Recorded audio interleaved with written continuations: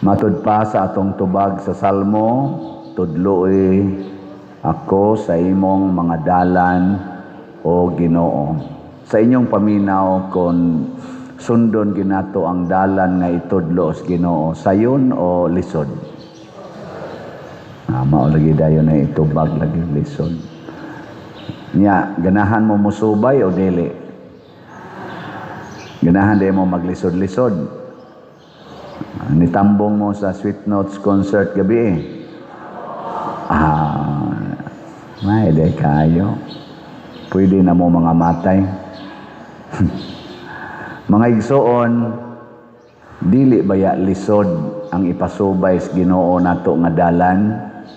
Ang nakalisod mao ang atong kasing-kasing og hunahuna kay naa manggod nato ang pagkamasinupakon.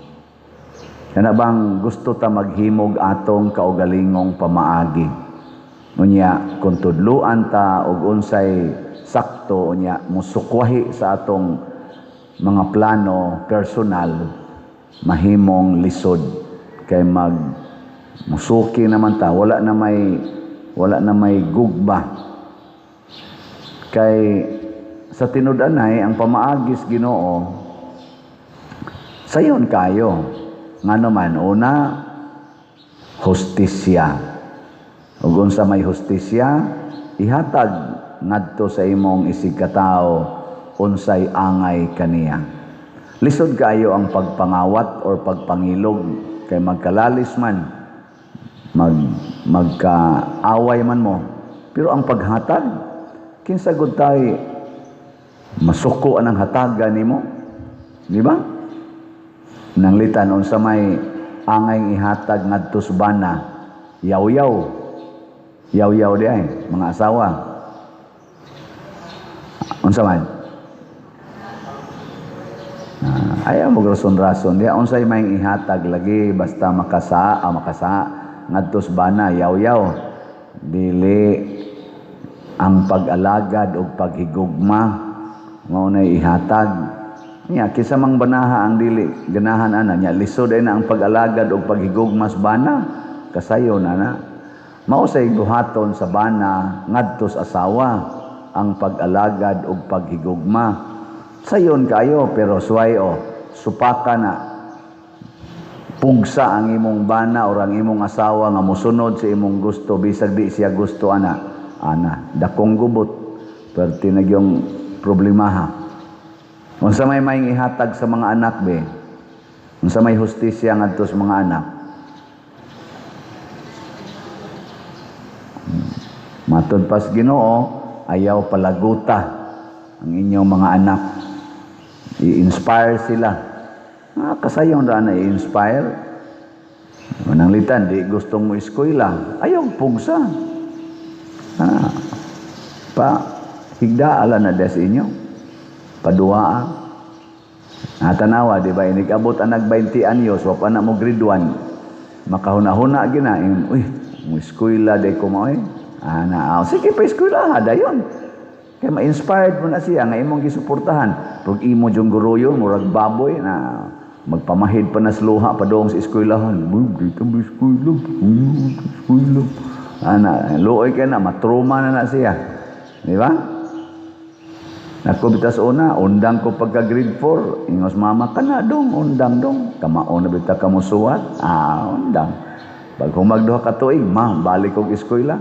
Ikaw, balik nga ka. Di, ako na gabuot na ko. Nindot kayo. Ditso na ko, hangtod college, pertilisuras giagian. Lakaw la ng daan, suga pagkandila, sudan pagkasagaran, luyag asin. Nganong ni sustenir man ko, ako mang gusto. Yan, i-support mas mama.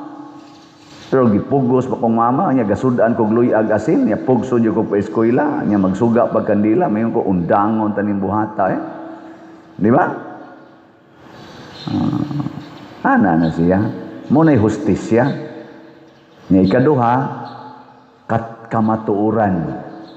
Kamatuuran ang pamaagis Ginoo, the way of truth. Unsa may kamatuuran? Para na imong buhok ang color usba di na matuod.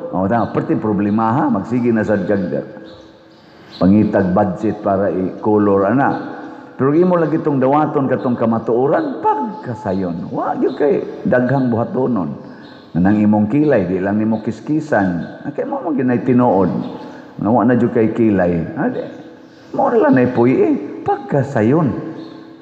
Sayon kay puy-an ang kamatuoran. Pero nganong mura magmulisod, mangita man ta suwa diha.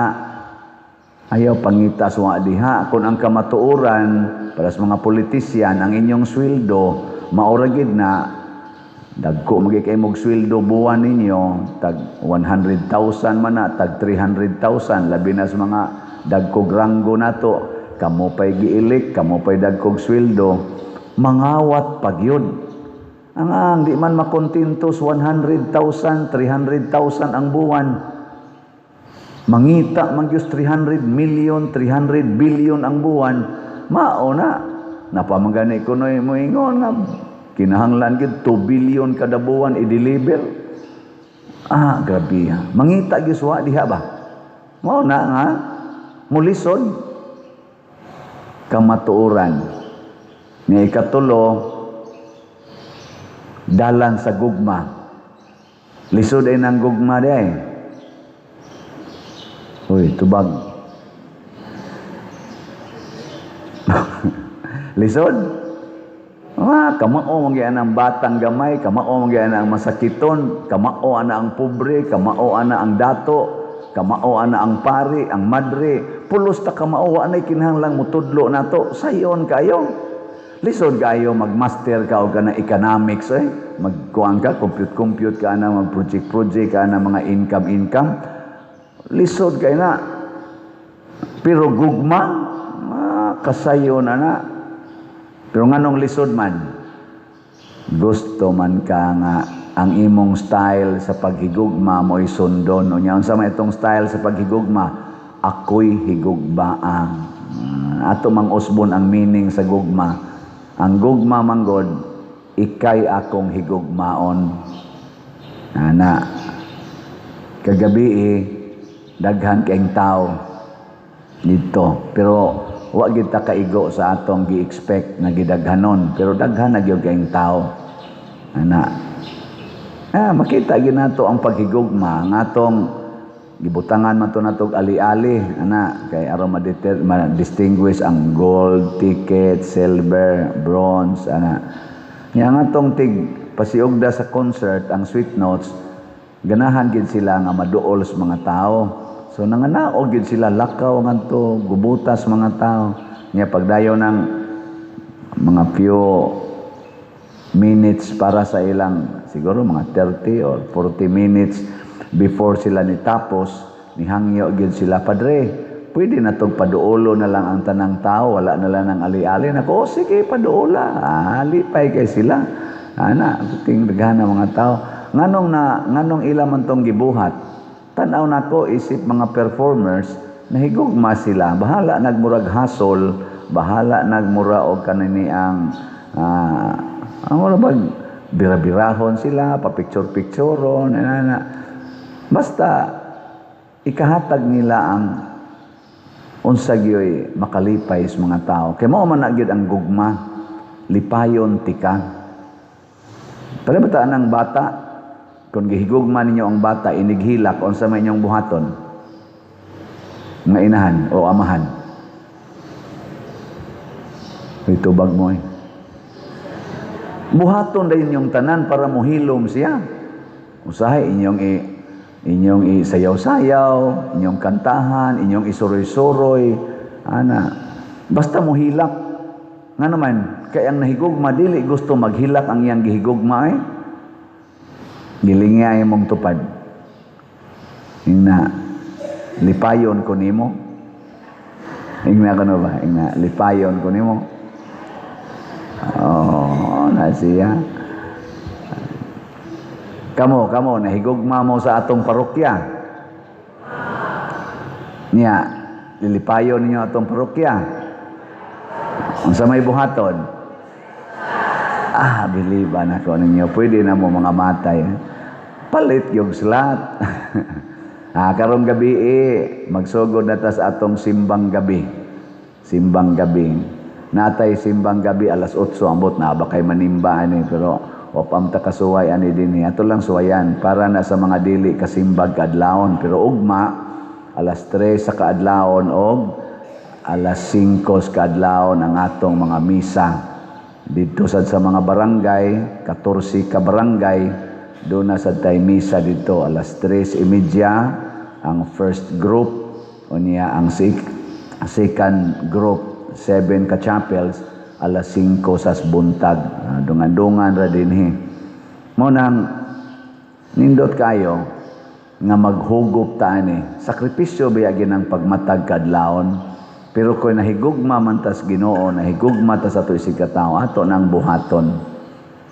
Ako nalingaw kay ko gabi nga nagtan-aw sa mga tao pero mas natandog ko kay ang mga barangay kapitan nato gikan dito sa Tag-Ubi hangtod nganhi sa Ubos diha gyud nagdaas ilang mga tanod nagdaas ilang mga officials ni alagad gid nato katap gid sila nga rin atong kapulisan diha atong mayor mga kapitan diha nakaingon ko ba nga kanindot tan-awon nga ang mga barangay officials mga atong municipal officials diha sad sila bisan og kalihukan ni sa simbahan og diha ninindot way gubot kay daghan kay mga pulis daghan kay mga tanod mga responders daghan kayo ba nagtinabangay dako-dako lanon tag gastos kaon sa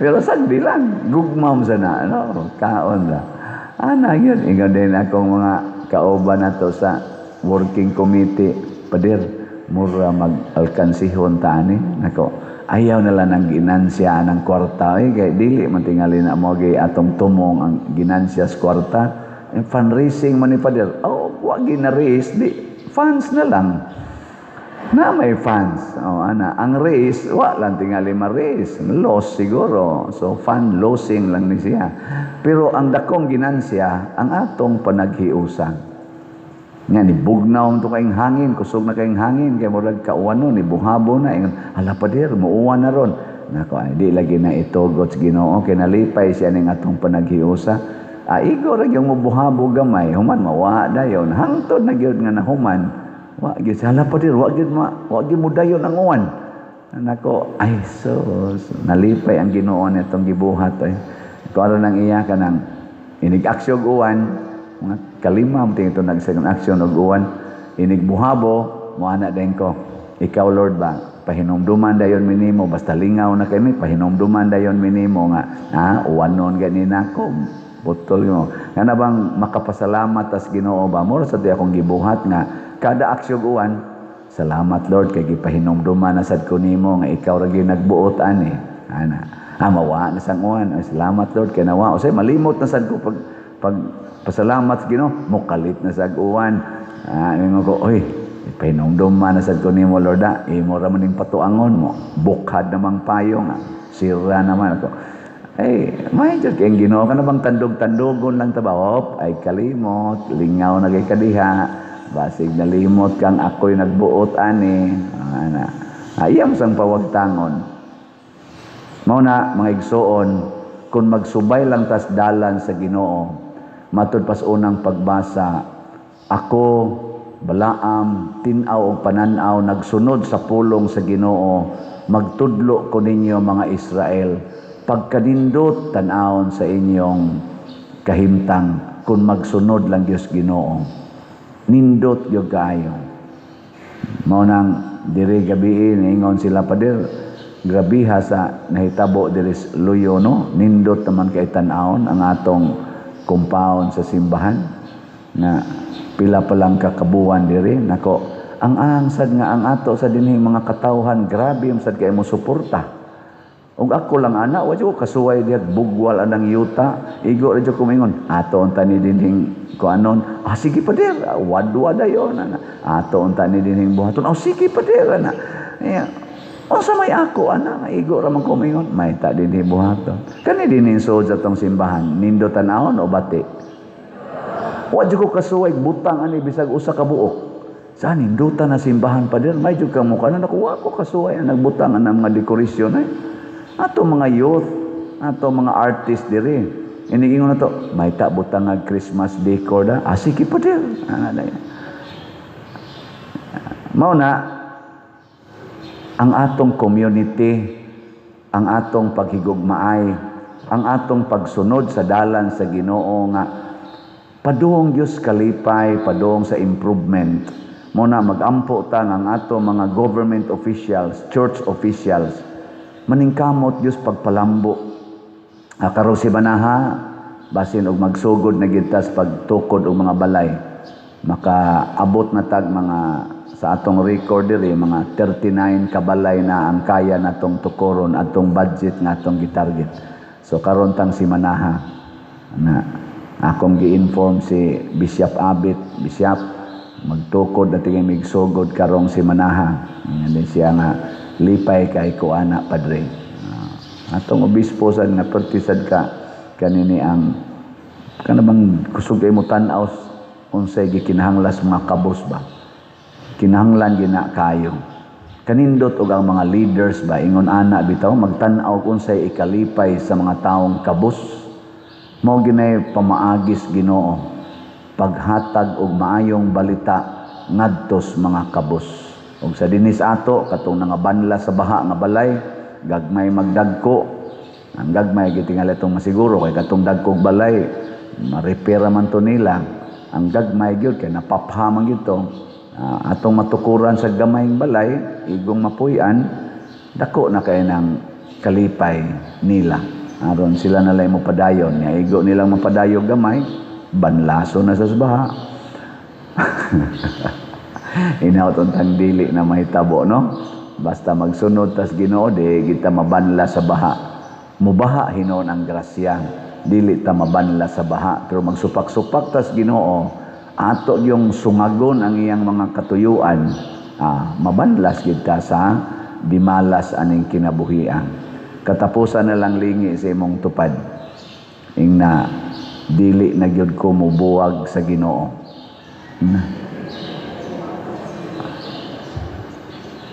Nya ingnon dahil yang anong nibuwag man kasi mong bana.